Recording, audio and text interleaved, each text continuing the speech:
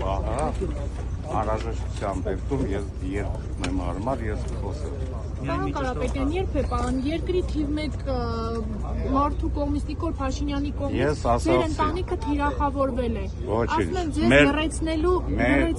ընտանիքը բազմից է թիրախավորվել, բայց ինչպես տեսնում եք, ոտքի վրա կանգնած է։ Հարաբես իրանց մակարդակին չեմ իշում, ճակերտավոր բարեգործ բառը,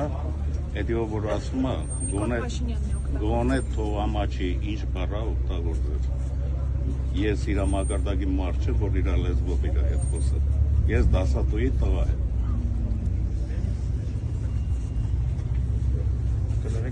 Բանը, կնկարահանեք, բոլորը տարբեր կետերից կնկարահանեք։